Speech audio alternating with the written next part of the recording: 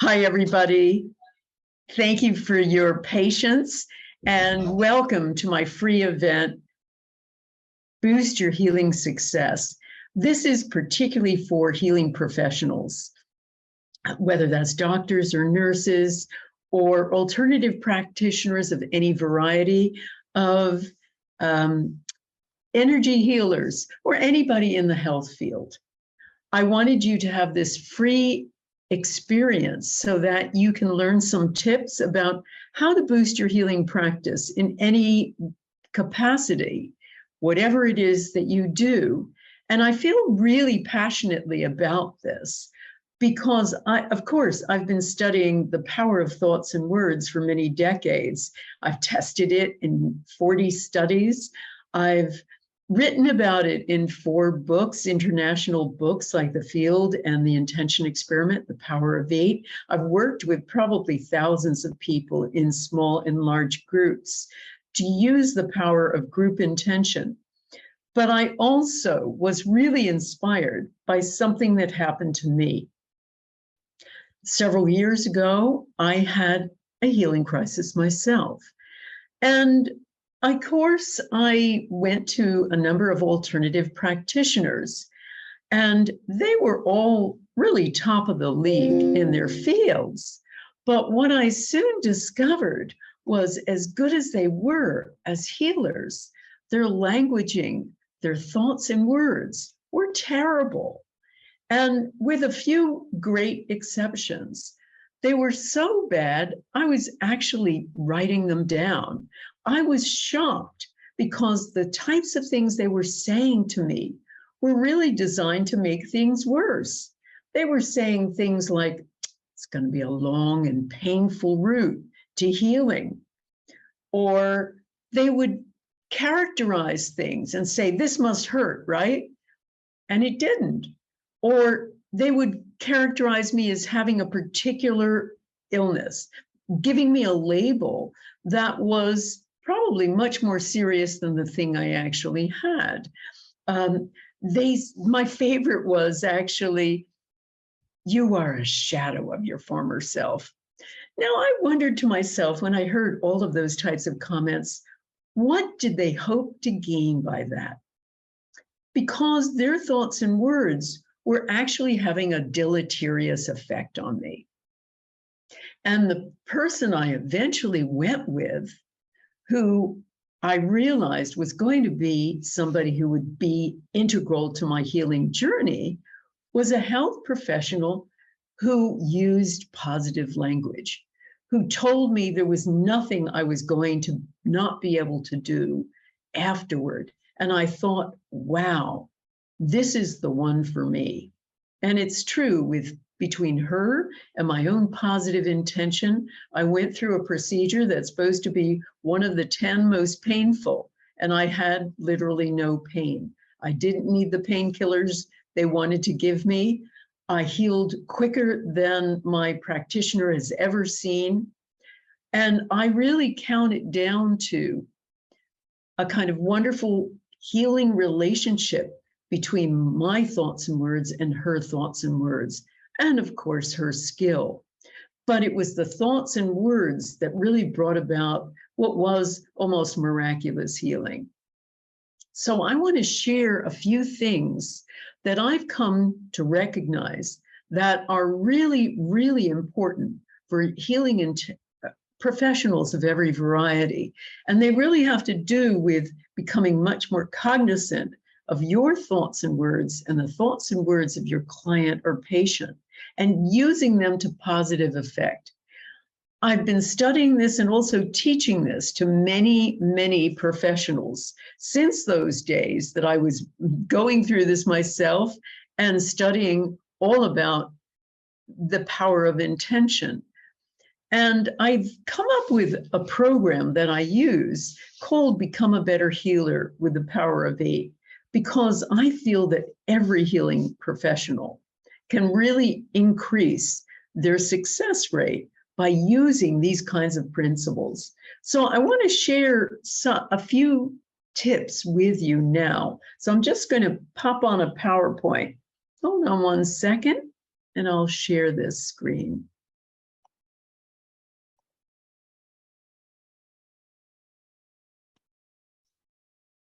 let me get rid of this. And let's just pop this up. So, you know, when I started looking into thoughts and words and how powerful they are when it comes to healing, I was amazed to see the kind of thoughts and words that are classic in medicine. Now, you probably know this. Surgeons, when they are doing surgery, like to play music, you know, particularly when it's a long operation, because it keeps them going. So I started looking into some of their favorite music, and particularly for something like big operations like bypass, heart bypass, one of the wonders of the Western world. They play a particular kind of music, and one of their favorites is just, imagine that. Imagine being a patient on that operating table and thinking about, or being cognizant in some way that they are playing Another One Bites the Dust over and over again, and another one, and another one, and another one. You know, on some level, and certainly this has been borne out by a lot of studies of coma victims and people in near-death experiences, our consciousness is oftentimes there, even when we are not in ordinary waking consciousness.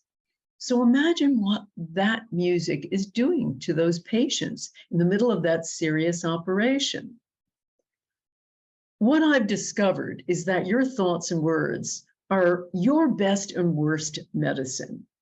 And we know this from some of the work of people like Ted Kaptchuk, shown here. He's a professor at Harvard, and he's looked at and carried out many, many studies of this. One of his studies that he worked on had to do with 270 patients who had carpal tunnel syndrome. That's when, you know, you have repetitive strain injury in your wrists. So he divided them into two groups. He gave one group a pain pill, and the other group got acupuncture. Now, afterward, when he tallied up what was going on with them, he found that fully 1/3 of patients had such severe side effects from the medicine or whatever treatment they had that they took to their beds. However, the vast majority reported great pain relief. And in fact, the ones that did the best were the ones given acupuncture. But here's the kicker of the study. The pills he gave them were made of cornstarch, and the acupuncture was a sham treatment. So the upshot was that all of those 270 patients didn't receive a real treatment. They received a placebo. But the outcome, whether it was positive or negative, whether they suffered side effects, as 1/3 of them did, or they got better, as most of them did, were their thoughts. That was the only treatment they had. What they expected is what came to pass. Now, the same goes the opposite way. There were a batch of patients, 40 of them, with severe asthma. They were given an inhaler and told there's an allergen in this. And of those 40, 19, so almost half, experienced airway constriction, and 12 had a full-blown asthma attack. That inhaler had saline in it. It had salt water in it, but the thought of it made these people worse because they thought they were going to be inhaling an allergen. Now, Kelly Turner is really an interesting researcher. She wanted to find out why some cancer patients who are given up as no-hopers beat the odds and get better. So she interviewed hundreds that had gone into remission when doctors and their healing practitioners had given up hope. And she found 9 factors in each of these patients, 9 things they did in common that seemed to be the main reason they had beaten the odds. These are the 9 key factors. Having a strong reason for living was one. Taking control of your health, the second. Following your intuition. Having a radical change in diet, using herbs and supplements. Releasing suppressed emotions, promoting positive emotions, embracing social support, deepening spiritual connection. Now, please notice something about that list. 7 of the 9 key factors have nothing to do with the treatment. They're all about changing thoughts, all about changing thoughts. Everything from their emotional factors to taking charge is really about a thought. So what this shows, and there's so much more evidence like this that I talk about in my courses, the outcome depends on your thoughts and words and the Healy's thoughts and words. So I want to discuss a few tips that we recognize from the new science, particularly from the work of the late Fritz Albert Popp. He discovered that all living things, and human beings included, emit a tiny current of light. He called them biophoton emissions. And it's evident from some studies that thoughts are another aspect of this energy, this beaming out light energy. And what other scientists have found in the new science that I write about in the field, the intention experiments and elsewhere, is that our consciousness lies outside the brain. And the brain is essentially a bit like an antenna, transmitter, and receiver. Our brain's a little like a TV set and a TV station all at the same time. And we're sending and receiving at every moment. So here's the bottom line about you, particularly as a practitioner, or if you're doing healing of any kind. You have a giant megaphone. You're blasting out your thoughts and words, whether you know it or not, with every breath you take. You have 70,000 thoughts a day. Think about it. How many of those are positive about your patients or your clients? Think about what your daily broadcast is to your patients. When I teach this in like my course, Become a Better Healer with the Power of 8, I help people, those practitioners on the course, to become aware, conscious of the daily broadcasts they are inadvertently sending out to their patients in their thoughts, in their words. So I also teach 13 keys to intention mastery just for healers. This is very different from what I teach in my Power of 8 masterclass. But these 13 keys, specifically designed for healers of every variety, are really designed to help you boost your healing practice. So I want to share a few key ideas with you. One of the key things about becoming a better healer is to stop prognosis. Stop deciding how long your patients have. Stop diagnosing how long they've got, what the likely course of their illness is going to be. The bottom line is neither you nor anybody else in the healing field can determine with any certainty how somebody is going to respond to the challenge of healing.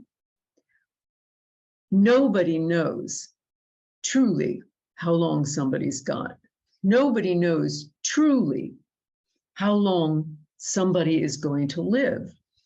Now, I have a picture of Dr. Patrick Kingsley here because he reversed end-stage cancer in my mother-in-law some years ago. She was 79. She was British and of the generation where you didn't complain, you didn't explain. So she had started having sores on one breast, and they were so bad by the time she finally went to check them out, that her general practitioner, her family doctor, looked at it in horror. He was aghast. It was like raw meat. And he told the family that she only had a few months to live, to get her papers and things in order. So she was too late for all of the usual things like chemotherapy or surgery. So we brought her to a doctor we knew, Dr. Patrick Kingsley, who we knew had been treating many cancer patients. And he had had a great deal of success using integrative means. So I was in the room with him when Dr. Kingsley examined my mother-in-law, Edie. And he just said nonchalantly, we can handle that. And I knew that that very moment was the moment she was going to heal, that she was going to get better from that moment onward. I knew that his hope was the best medicine he could give her. And he used intravenous vitamin C and a cocktail of other vitamins. He changed her diet, and that was it. Gave her some supplements, and that was it. And that, plus his certainty, his hope and certainty, saved my mother-in-law's life, and she lived for many more years. So what he did was he suspended that diagnosis. He suspended that prognosis. He became her cheerleader for possibility. And that's what you really have to do. That's one of the key elements that I go into in detail in Become a Better Healer, is learning how to approach each patient as a blank slate of possibility, no matter what their symptoms are, no matter how bad it looks. Everybody's got a chance until you put them in a box. So you've got to assume healing success. That's a really important bit of advice I can give to you, a tip. This whole idea of saying, well, it's going to be a long and painful journey, as I got, or this is going to hurt a lot, as someone said, isn't going to do me any good at all. What you have to be is the cheerleader for possibility. I love the work called Spelling to Communicate, which is a system set up by a woman in America for children with autism who can't speak. Her assumption was they know, they're not stupid, they're not retarded, to use that old word. They are fully cognizant, they just can't communicate. And she worked out that the problem wasn't gross motor skills, it was fine motor skills, the kind of motor skills needed for language. So she started using a spelling board and was amazed to see that these children, no matter how little education in spelling they'd received, because everyone assumed they were not capable of it, were spelling complex words all the time. So she has always had a presumption, just assumed these children know how to spell from the very beginning. And when she works with them, she gives them ideas and she gives them questions that they're supposed to answer. And invariably, they have absorbed how to spell without being taught. So what she does that's so amazing is to assume they know how to spell. And that's exactly what you need to do with healing. Assume and transmit an assumption that that person is going to get better. Now, another tip I want to give you that I really work on a great deal with my course, Become a Better Healer with the Power of 8, is to focus intently on an intention of cure. So I show you how to focus and use intention yourself to create intentions for curing. And that's really important, really focusing on it and being really specific about the kinds of intentions you use. That's the biggest thing everybody gets wrong with intention, not being specific, being way too general. The other thing that's really important is to help your patient create a sense of belief. The studies that have been done at the University of Arizona have demonstrated a higher rate of success among healers when both the healer and the healee have beliefs that are congruent. When they both believe that person's going to get better. So part of your job is to convince them they're going to get better. And there are many, many tips to do so. How you feel, not only what you say, but how you feel is also going to affect how they feel. And so what's really important is to do this and do your healing when you're at the top of your game too. And there are many, many techniques to achieve that I go into in more detail in Become a Better Healer.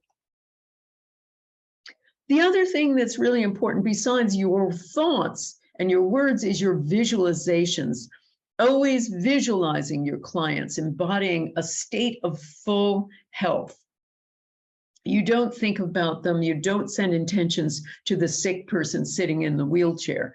You do intentions and you imagine and visualize while you're doing those intentions, that person up and dancing and running up the stairs.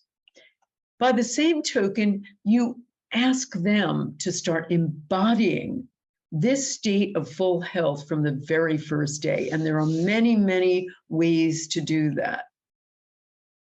The other thing I want to share with you is that you're not just healing their physical life. Your healing thoughts have to encompass a bit more about their lives. And that really requires some investigation as to why they're sick. The diagnosis is not the reason they are ill. The diagnosis is not the reason they are ill. The reason that they are ill oftentimes lies in other aspects of their life. And part of what I teach is learning to look for patterns, the same kind of negative thinking or patterns that they carry over into their lives. Oftentimes, they are always selecting a situation that puts them in a negative light or thinking the worst about it. And that is having a huge effect on their healing.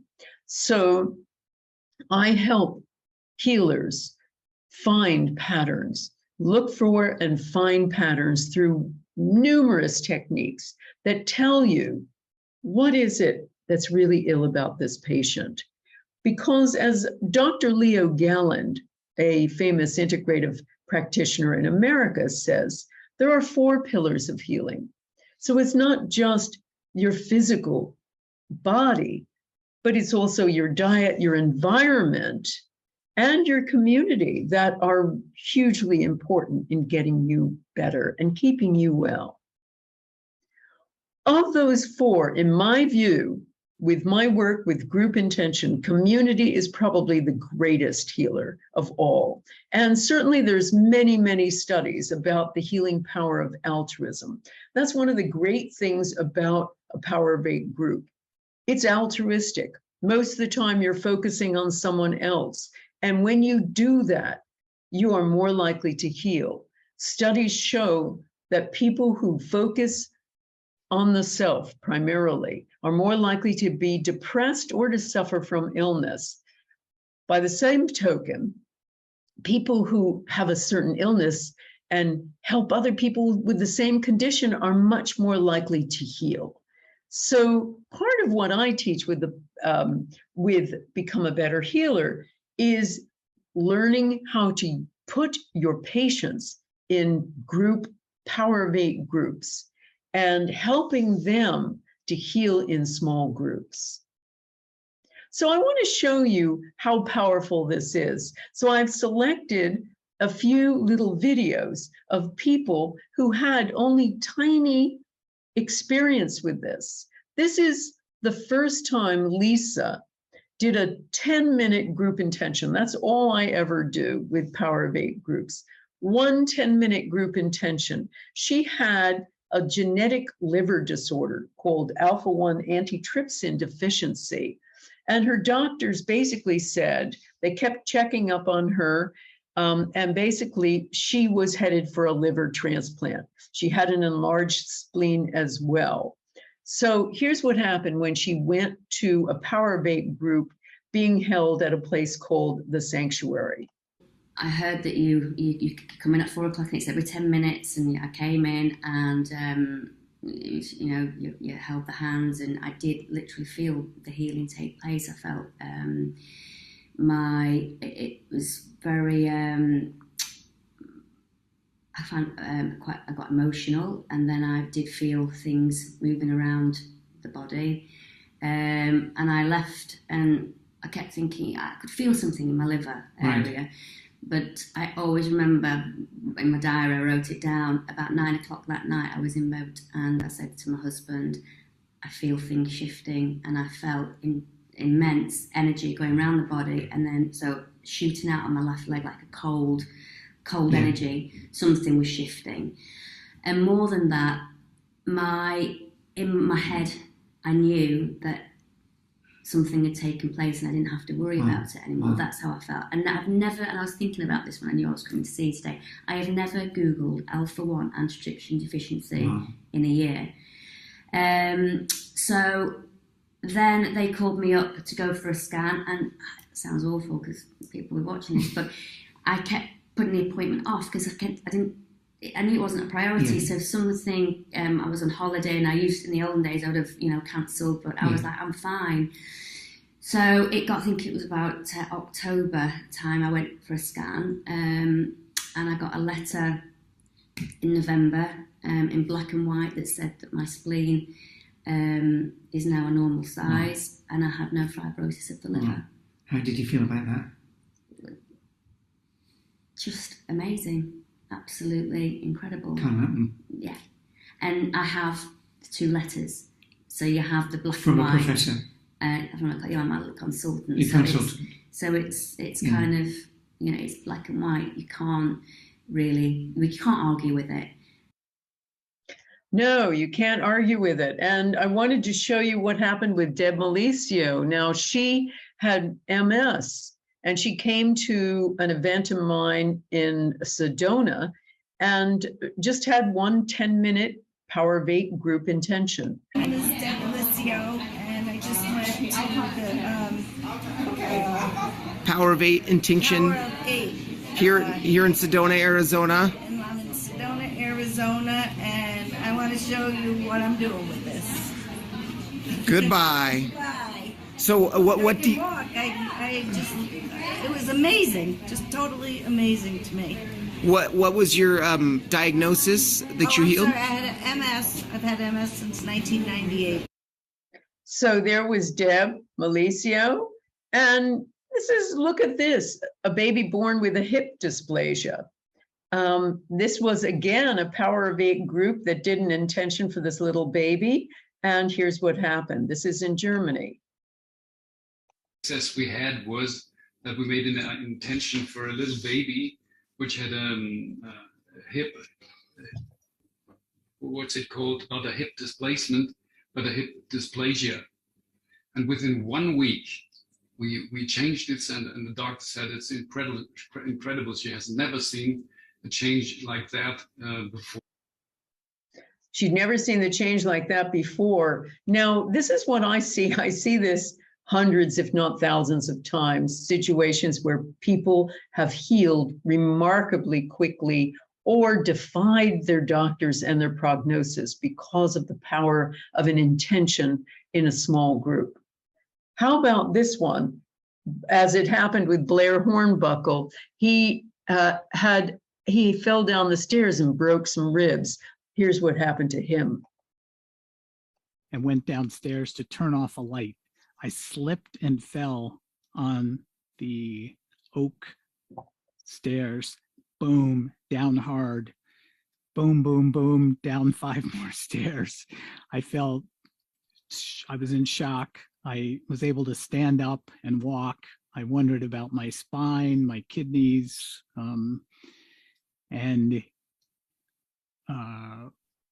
got myself to our meeting 4 hours later. At 8 a.m. we had a meeting, and I shared my unfortunate crash with my good intentionate friends, and we did an intention to heal me.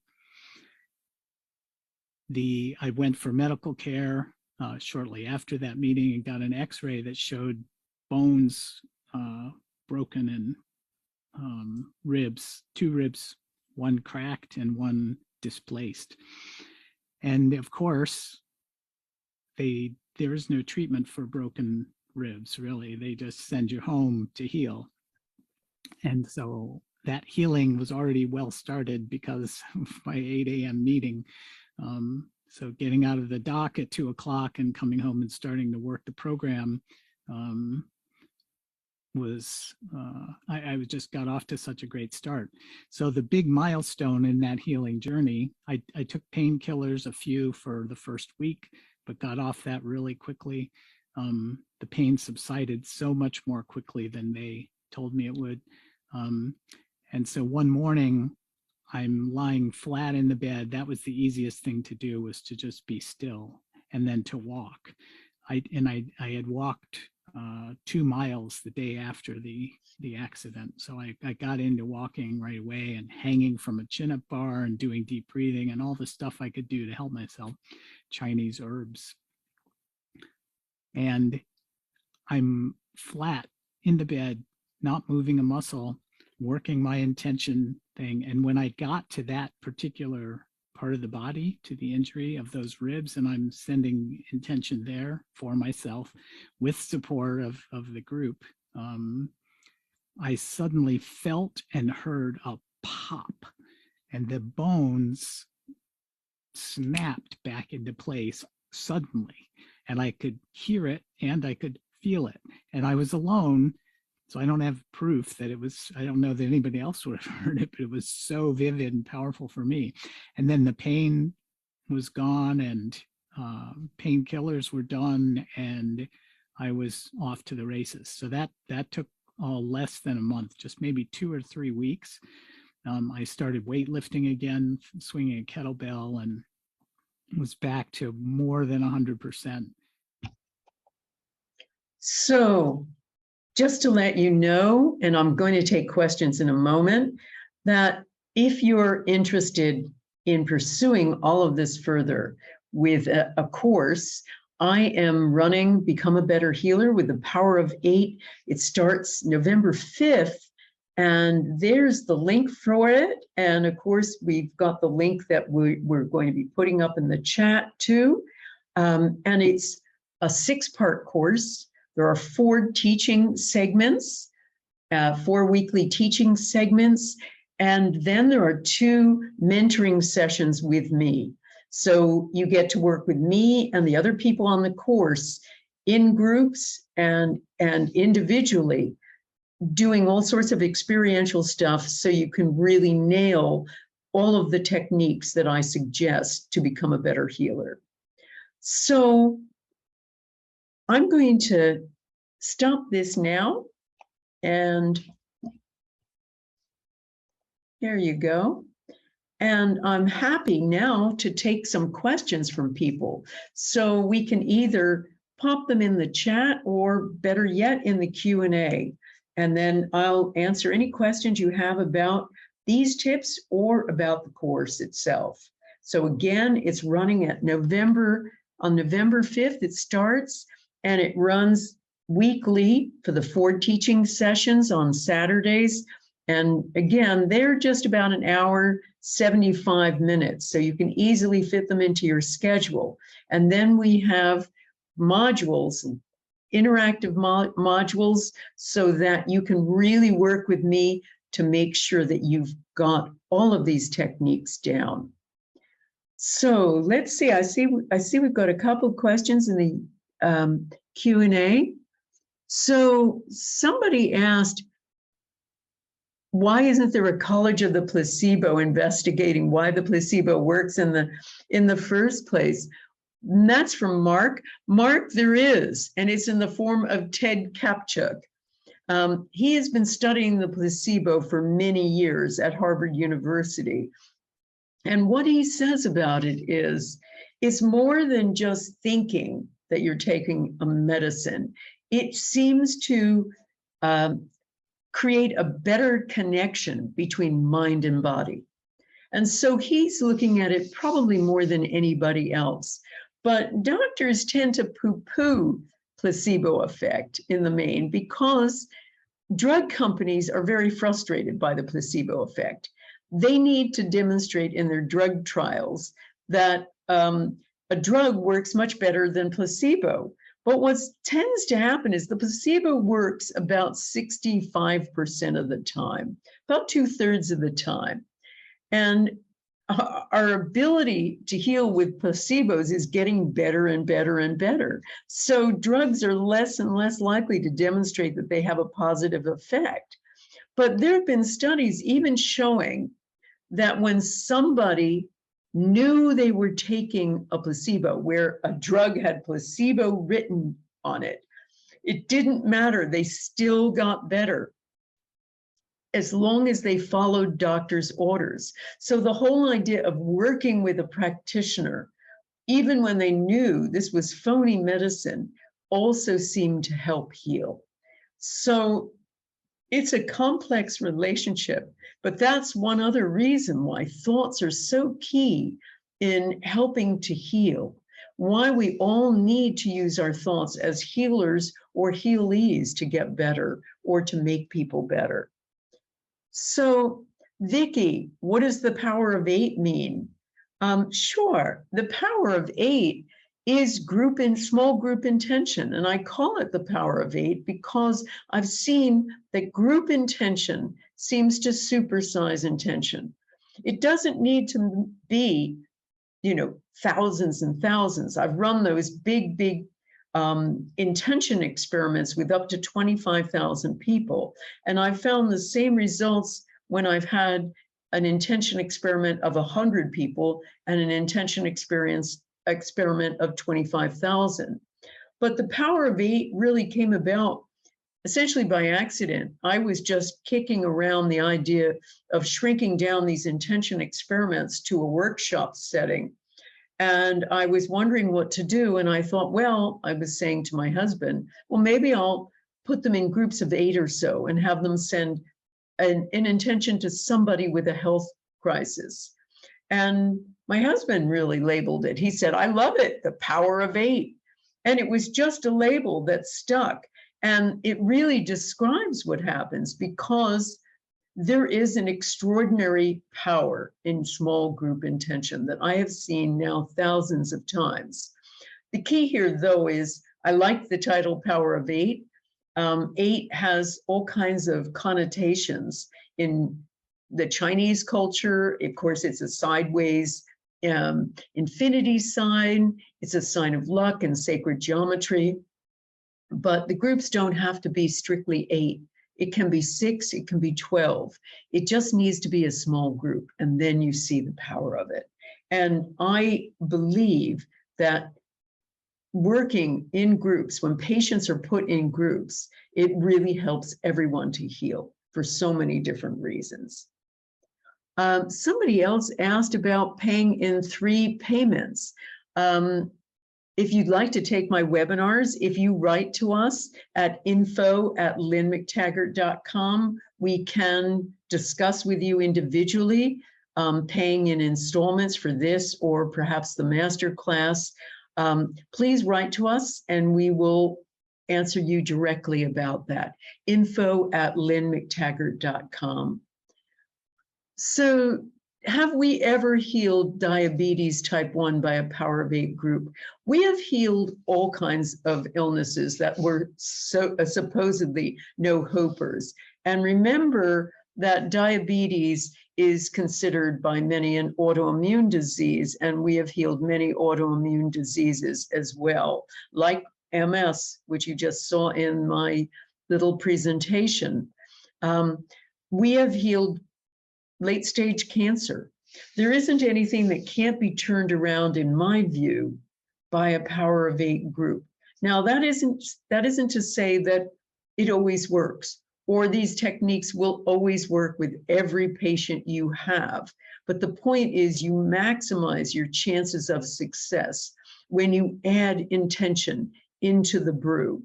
as a healer and as a healee, and for healees to also be part of a group. I mean, one of the things that I looked at when I was trying to work out why intention in a group is so powerful are key elements. There is the power of our thoughts, no question. There's an enormous body of evidence demonstrating that thoughts are things that affect other things. There's also the group effect, where when we get together in a group, there is a kind of collective effervescence, as a psychologist called Emile Durkheim, a French psychologist, put it. There is the power of altruism. When you start looking at the science of altruism, you see that altruism and groups are protective in a huge way. Community, whether it's a large or a small community, protects us against heart disease, stroke, even the common cold. We're less likely to get a cold when we have a close-knit community, believe it or not. With altruism, there's so many studies showing that when you do things for other people, you live a longer, healthier and happier life. And if you help people, as I mentioned, with a condition, when you are ill, you are more likely to get better. So one of the big problems I have with the self-help movement is that very word, self-help, focusing on the help, because in all of my work, the big key healer is altruism. I mean, I see it in my intention experiments. One of the most amazing parts of it is not what happens to the target. I mean, we've done everything from trying to make seeds grow faster, to purifying water, to lowering violence in war-torn areas, to even healing somebody from post-traumatic stress disorder in large group intention. But what's more interesting is what happens to the participants.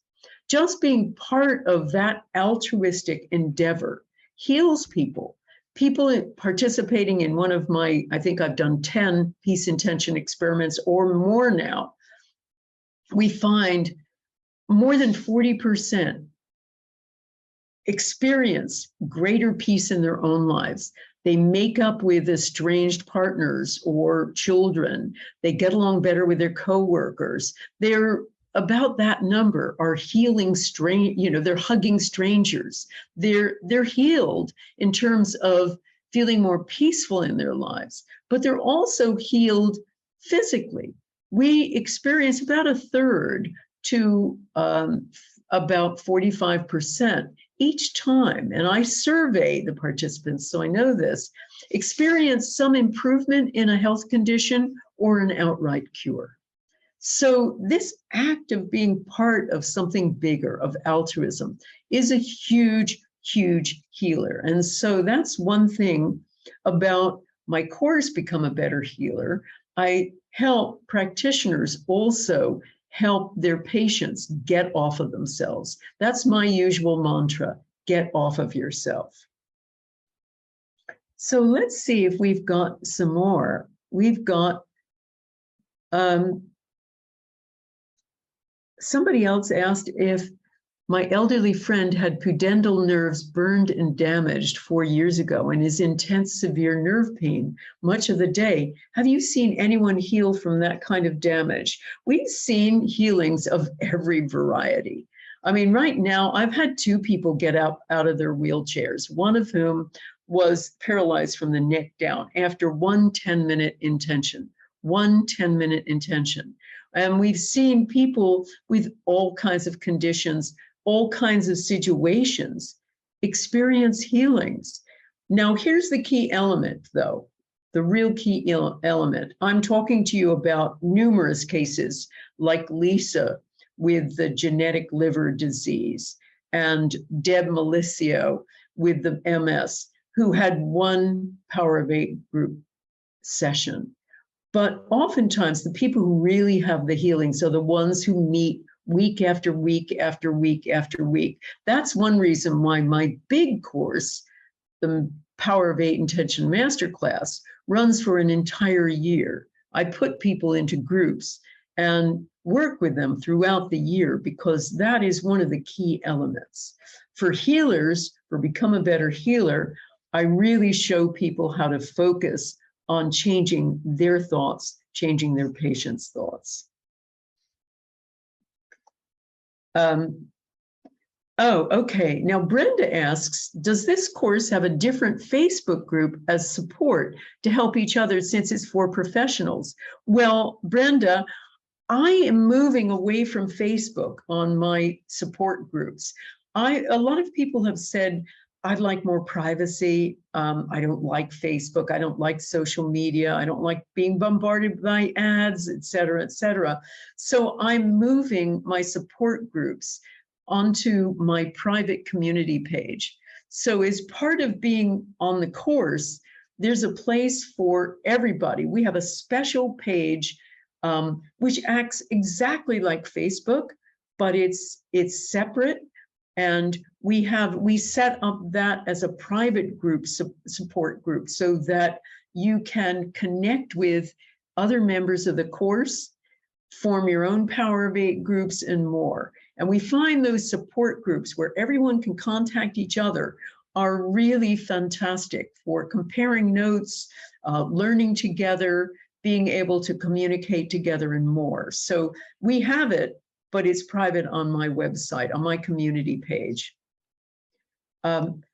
Chris asks, do I have online classes or a library of classes for beginners to master healing intention? Well, Chris, we have an ongoing class right now called Intention Essentials. It's running at the moment, but stay tuned, join my community, and you can, if you haven't joined, and you can find out more about that.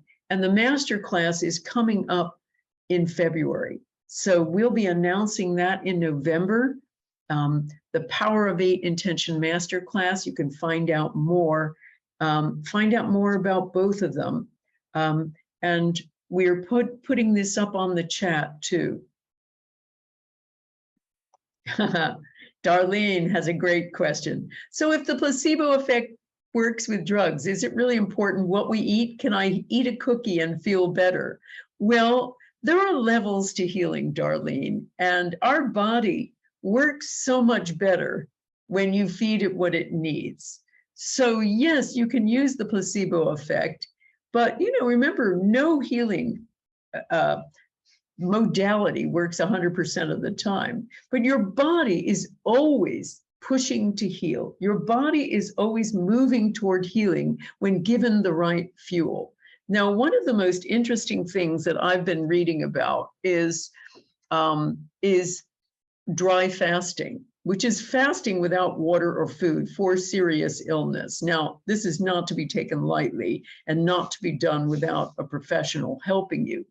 But the reason that it seems to be successful and that fasting in general is successful is a thing called autophagy, which means essentially self-eating. And that is the body's ability to dismantle and reject disease cells and replace them with healthy cells. It's a brilliant healing mechanism of the body, and the body has so many of them. It is always moving to heal, always moving to heal. And we're finding that most of the time the body is trying to self-correct, and it's going to correct and be more likely to correct when you give it what it needs. So the short answer to that is limit your sugar. Sugar is a main cause of inflammation, and inflammation is essentially one of the root causes of everything from heart disease to Alzheimer's and more. James asked, does the course give techniques to practice a positive healing mindset, given how much training I've had to diagnose, be honest or realistic about prognosis, and how to overcome my pattern?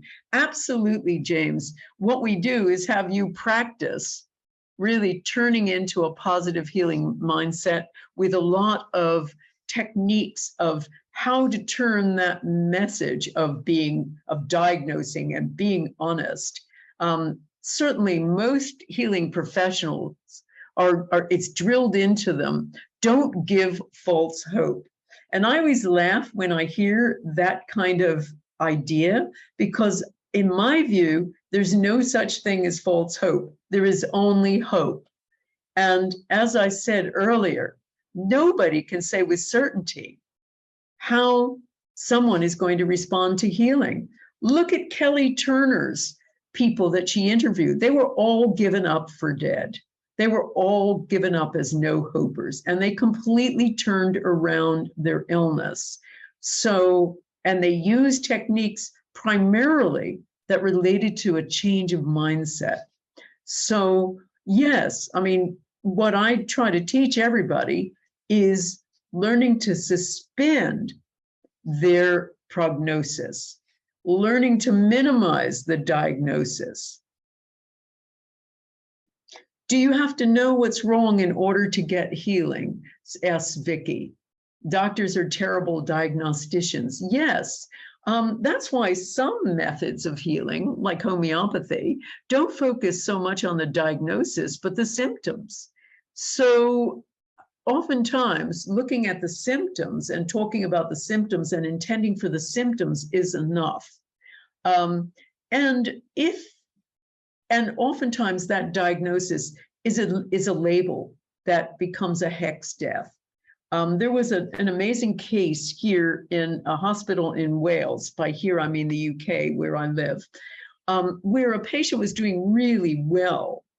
And he was responding to treatment really well, going to the hospital regularly for, meeting up with his consultant. And one day, he happened to read his case notes when his consultant was out of the room, and he found out for the first time that he had leukemia. He didn't know that, and the doctor was smart enough not to use that label with all of its negative connotations. The next week, that patient was dead.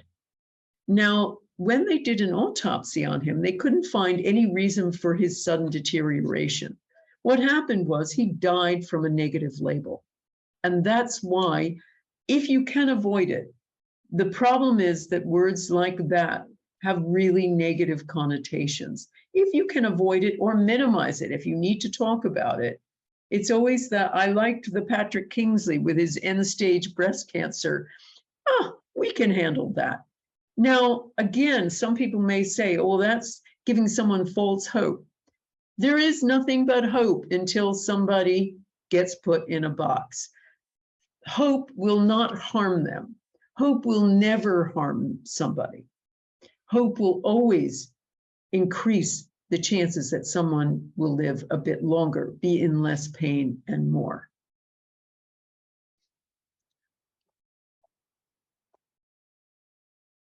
Okay, now somebody says, I find that Michelle says, when I take on other people's stuff, by the end of the session, or who I'm with, I'm exhausted to take on whatever they're feeling.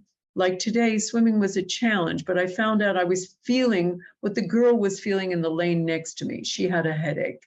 So I felt tired and swimming under the water too. Thank goodness, no headache too. Okay, what you're saying is you're an empath.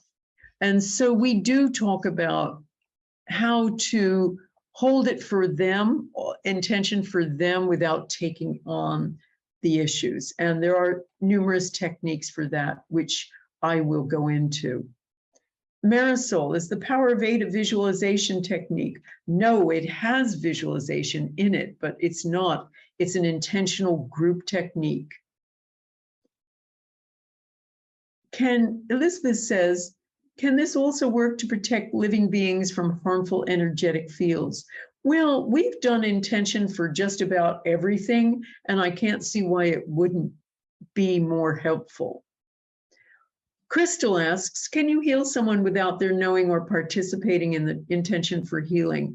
I always suggest that people get the healee's permission to do a healing on them, because they have a right to say yes or no. Now, if that person doesn't happen to believe in intention, I've suggested that people say, do you mind if we do a secular prayer for your improvement? And see what they say about that.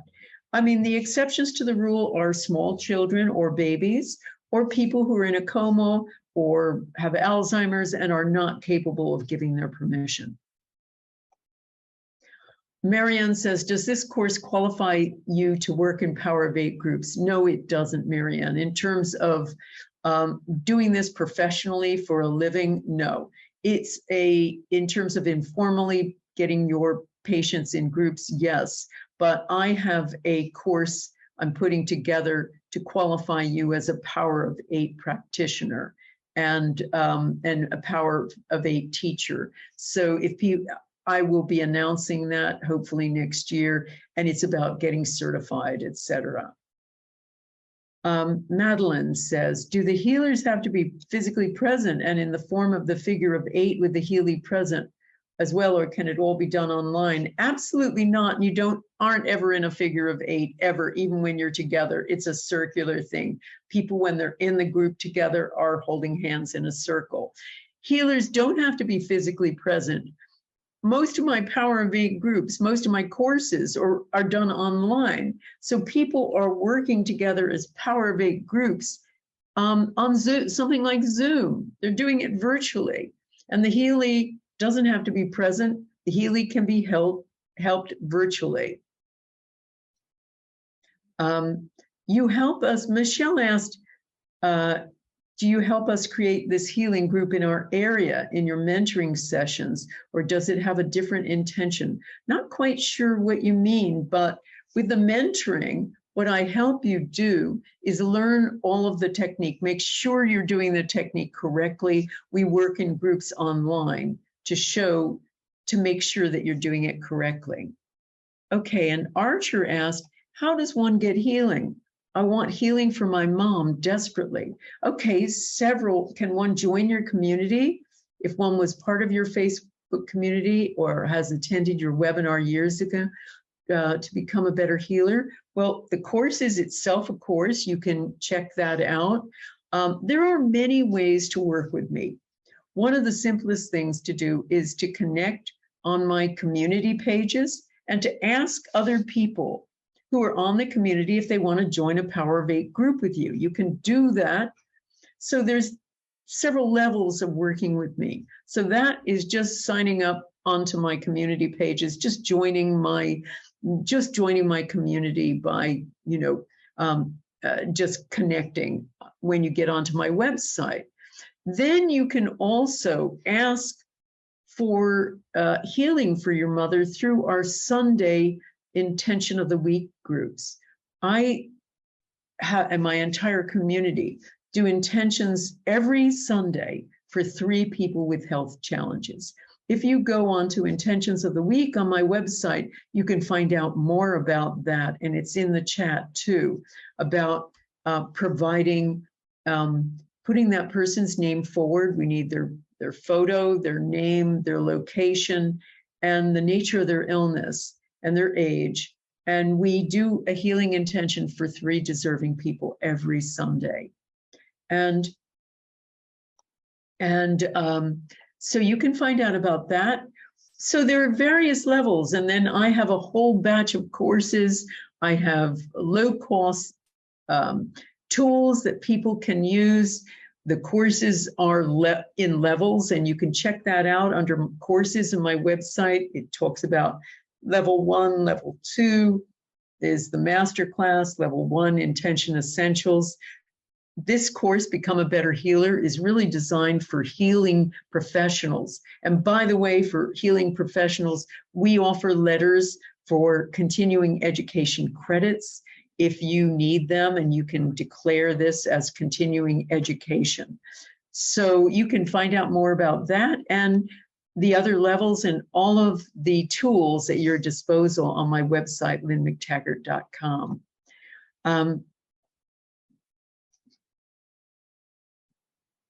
Okay, and Lenovo says, we have so many important doctor friends and support. Why don't I bring on some of them to share what science thinks of IH? I'm not quite sure what that means, but I have found that I provide a lot of scientific evidence for healing in my various books. And there are different kinds of doctors There are doctors who are integrative doctors, and more doctors are moving into that because they are tired of seeing that drugs out there, which have some positive effects, oftentimes do not handle and don't help their patients with chronic illness. So more and more doctors are seeking out other ways of treating patients, and I applaud them. Julie, does the course teach how to deal with people who don't believe they can heal or that your healing won't really work? Absolutely. I have a whole session on what to do with people who don't believe they're going to get better, people who are approaching the whole thing really negatively and aren't really sure they believe what you're doing either. That's a really important aspect of the course. Okay, let's see. I started a Power of 8 group last week, says Deborah. Was it okay to work with 3 different recipients in one sitting? We did one person for 10 minutes, regrouped, and then did the next. Absolutely. I mean, I usually say Power of 8 groups can mean you work on about 3 people in an hour. So, and share what happens back and forth. Absolutely. And Lenovo, right, intention healing. Well, now here's another thing I should make clear, Lenovo and lots of other people. There are people who do intentional healing and they have certain techniques and lots of ways of healing work. And I have found, you know, as the Bible says, my Father's house has many rooms. And absolutely, there are many techniques that work. What I do in my courses is follow on from the research I've done and the work I've done with scientists doing our large-scale intention experiments. Each time we did an experiment, we've learned more about what works with the power of intention. And with my intention groups, my Power of 8 groups, I've been working on them since 2008 and learning with each group what works and what doesn't. So I don't really bring on other scientists or doctors to talk about their methods of doing intentional healing because I have my own. And I've seen, and the proof of it is, I've seen that they work. The proof of it is we've done neuroscience studies on it using a team of neuroscientists from Life University, the largest and most prestigious chiropractic university in the world. And we found extraordinary brainwave changes in people who do Power of 8 groups. Very quickly, their brainwaves change, and the parts of the brain that make us feel separate, the parietal lobes that sit right back here, and the right frontal lobes that are involved with doubt, worry, negativity, they're all dialed way down. These are people with a brainwave state and almost identical to ones recorded on Buddhist monks involved in ecstatic prayer or Sufi masters during chanting. And what we found with even these student volunteers who were part of these studies, who had never even meditated before, they were complete novices, is that they get very quickly into a state of ecstatic oneness. And I believe that state is one of the key pieces, the secret sauce to why this works so well. So everybody, it's time to leave you. But once again, if you're interested in Become a Better Healer with the Power of 8, it kicks off on November 5th. Find out more, go to my website, lynnmctaggart.com. You'll find it on the front page, a link to it. You'll find a link to it under courses. Find out more about it. See if this course is for you. I've helped hundreds and hundreds of practitioners. I've had people say who have taken the course, it's transformed their practice.